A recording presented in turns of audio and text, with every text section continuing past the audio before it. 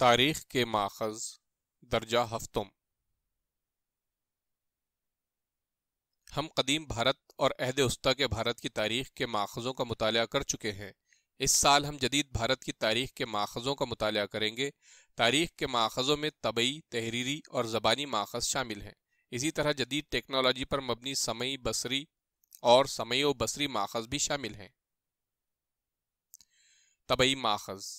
تاریخ کے طبعی ماخذ میں مختلف اشیاء، عمارتوں، سکوں، مجسموں، مہروں وغیرہ کو شامل کر سکتے ہیں۔ عمارتیں اور تعمیرات۔ جدید بھارت کی تاریخ کا عہد یورپی بالخصوص برطانوی حکومت اور دیسی ریاستوں کا دور تسلیم کیا جاتا ہے۔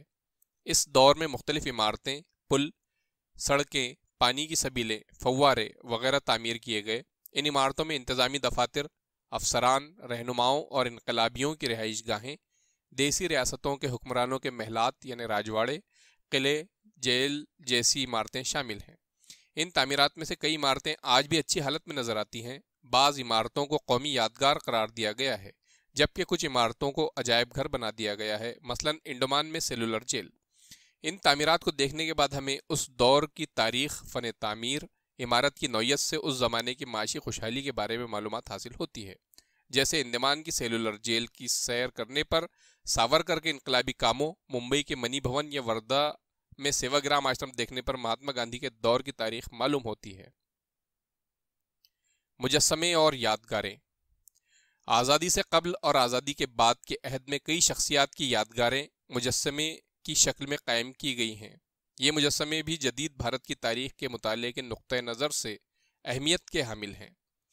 مختلف مجسموں کے ذریعے اس زمانے کے حکمرانوں اور سماج کے محترم افراد کے بارے میں معلومات حاصل ہوتی ہے۔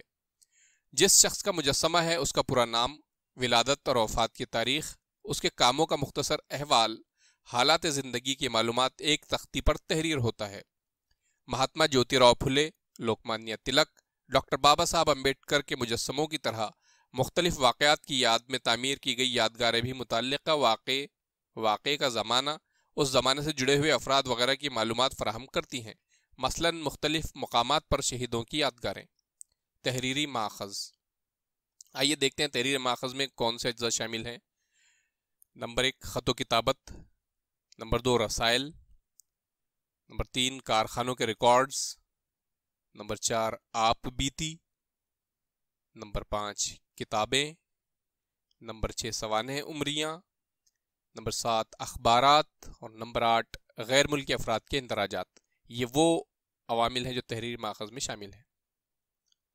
اخبارات اور رسائل۔ اخبارات سے عصری واقعات سے متعلق معلومات حاصل ہوتی ہے۔ اسی کے ساتھ واقعے کا جامع تجزیہ، محترم شخصیات کی موافق و مخالف رائے، اداریے شائع ہوتے ہیں۔ ہمیں ان کے ذریعے اس زمانے کی سیاسی، سماجی، معاشی اور تہذیبی تبدیلیوں کی معلومات حاصل ہوتی ہے۔ آزادی سے قبل کے دور میں گیان ادے، گیان پرکاش، کیسری، دین بندھو، امرت بازار پتریکا جیسے اخبارات عوامی بیداری کے اہم ذرائع تھے۔ ان اخبارات کے ذریعے ہم برطانوی حکومت کی بھارت سے متعلق پالیسیوں اور ان کے بھارت پر ہونے والے اثرات کا مطالعہ کر سکتے ہیں۔ برطانوی دور میں اخبارات صرف سیاسی نہیں بلکہ سماجی بیداری کے وسیلے کے طور پر بھی کام کر رہے تھے۔ نقشے اور خاکے۔ نقشوں کو بھی تاریخ کا اہم ماخذ تسلیم کیا جاتا ہے۔ نقشوں کی وجہ سے ہم شہروں یا کسی مخصوص مقام کی تبدیل ہوتی نوعیت کا مطالعہ کر سکتے ہیں۔ برطانوی دور حکومت میں قائم شدہ ایک آزاد محکمہ سروے آف انڈیا نے بھارت کے مختلف صوبوں اور شہروں کا سائنٹیفک طریقے سے جائزہ لے کر نقشے تیار کیے ہیں۔ نقشوں کی طرح ماہر تعمیرات یعنی آرکیٹیکٹ کے تیار کردہ خاکے بھی فن عمارت سازی نیز کسی حصے کی ترقی کے مراحل کو سمجھنے کے نقطہ نظر سے اہمیت رکھتے ہیں۔ مثلا ممبئی پورٹ ٹرسٹ کے پاس ممبئی بندرگاہ کے پہل تیار کردہ خاکے ہیں۔ آگے چل کر بندرگاہ کو ترقی دینے کے لیے ماہر تعمیرات اور انجینئروں کے تیار کردہ خاکوں کی مدد سے ممبئی شہر کی ترقی کی معلومات حاصل ہو سکتی ہے۔ زبانی ماخذ۔ دیکھتے ہیں کہ زبانی ماخذ میں کن اجزاء کی شمولیت ہے۔ سب سے پہلے لوک گیت، اس کے بعد جوشیلے گیت، لوک کتھا، واقعات کا بیان، انٹرویو، میلے، جلسے، فلیٹلک منڈلی، اوویا یعنی چکی گیت اور پواڑے وغیرہ یہ زبانی ماخذ کے اہم اجزاء ہیں۔ जोशीले गीत। तहरीक आज़ादी के दौर में कई जोशीले गीत लिखे गए।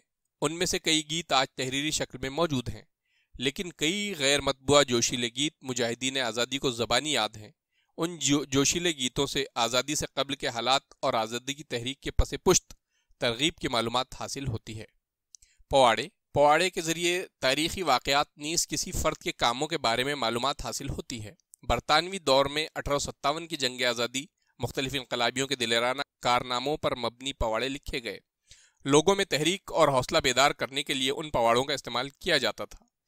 जंग आज़ादी की तरह सत्यशोधक समाज ने पवाड़ों के ज़रिए पिछड़े तबके में बेदारी पैदा करने, मुत्तहदा महाराष्ट्र की जद्दोजहद जैसे वाक़यात पर मबनी पवाड़े लिखे। समय बसरी और समयो बसरी माखज़। जदीद अहद में टेक्नोलॉजी की तरक्की की वजह से फ़ोटोग्राफ़ी, आवाज़ की रिकॉर्डिंग, फ़िल्म वगैरह फ़नून का इर्तिक़ा हुआ। इससे तैयार होने वाले फ़ोटो रिकॉर्ड्स, फ़िल्म का इस्तेमाल तारीख़ के माखज़ के तौर पर किया जाता है। फ़ोटो जदीद भारत की तारीख़ का बसरी माखज़ है। फ़ोटोग्राफ़ी के फ़न की ईजाद के बाद मुख्तलिफ अफराद, वाक़यात, नीज़ अशिया और इमारतों के फ़ोटो उतारे जाने लगे। फ़ोटो के ज़रिए फ़र्द और वाक़या जैसा था या वक़ूअ पज़ीर हुआ, उसके मंज़र की सूरत में मालूमात हासिल होती है।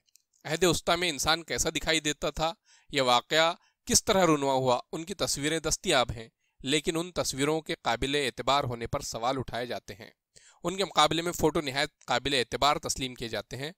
इंसान के फ़ोटो से पता चलता है कि वो कैसा दिखाई देता था, उसका पहनावा कैसा था। किसी वाक़े के फ़ोटो से वो वाक़या आँखों के सामने आ जाता है।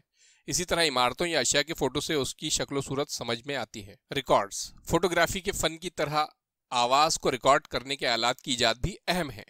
रिकॉर्ड्स तारीख़ के समई माखज़ हैं।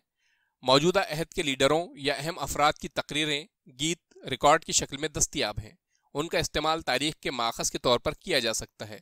मसलन खुद रविंद्रनाथ टैगोर का गाया हुआ राष्ट्रगीत जन गण मन या सुभाष चंद्र बोस की तकरीर का इस्तेमाल जदीद भारत की तारीख़ का मुताला करने के लिए समई माखज़ के तौर पर कर सकते हैं। इजाफी। आगा खान पैलेस, पुणे। अजायब घरों में मुख्तलिफ अशिया, तस्वीर, फ़ोटो वगैरह महफूज रखे जाते हैं, जिनसे तारीख़ का मुताला करने में मदद मिलती है। पुणे के आगा खान पैलेस में गांधी मेमोरियल म्यूज़ियम में महात्मा गांधी के इस्तेमाल की कई चीज़ें और कागजात देखने को मिलते हैं। तस्वीर में आप देख सकते हैं। डॉक्टर बाबा साहब अम्बेडकर और अखबारात। डॉक्टर बाबा साहब अम्बेडकर ने जनवरी 1920 में मुक नाइक नामी 15 रोज़ा शुरू किया, लेकिन उन्हें आला तालीम के लिए बरतानिया जाना पड़ा, जिसकी वजह से वो इस अखबार को अपने साथियों के सुपुर्द कर गए। डॉक्टर बाबा साहब अम्बेडकर ने अप्रैल 1927 में बहिष्कृत भारत नामी अखबार शुरू किया। उन्होंने आम लोगों को बेदार करने और मुनज़्ज़म करने के लिए इस अखबार में मज़ामीन लिखे। इसके अलावा उन्होंने जनता और प्रबुद्ध भारत नामी मज़ीद अखबारात जारी किए। अमली काम। आपके क़ुर्ब जवार में मौजूद यादगारों और मुजस्समों के बारे में मालूमात हासिल कीजिए।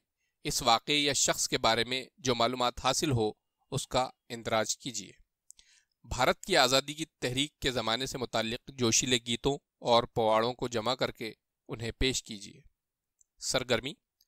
इंटरनेट की मदद से भारत की जंग आज़ादी के मुख्तलिफ वाक़यात के फ़ोटो जमा कीजिए। नंबर 2, जंग आज़ादी के मशहूर रहनुमाओं और उनकी सवाने उम्रियों के बारे में मालूमात हासिल करके उनका मुतालिया कीजिए।